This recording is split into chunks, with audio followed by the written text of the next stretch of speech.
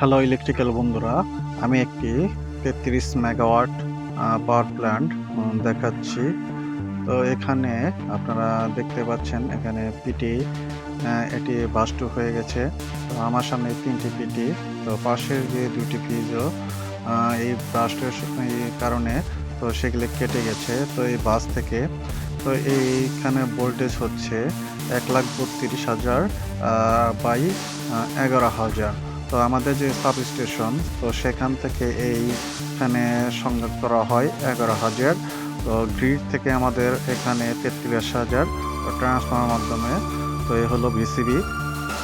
তো আমাদের যে সমস্যার কারণে আমি দেখাচ্ছি এখানে কোনো পাওয়ার সিস্টেম নেই।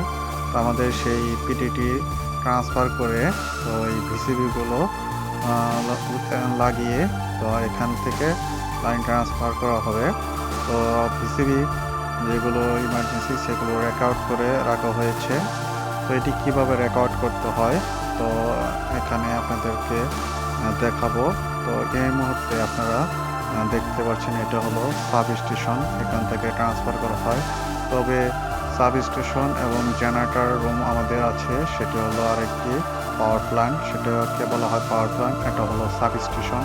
তো পাওয়ার প্ল্যান্ট থেকে সাব স্টেশনে আমাদের ট্রান্সফার করে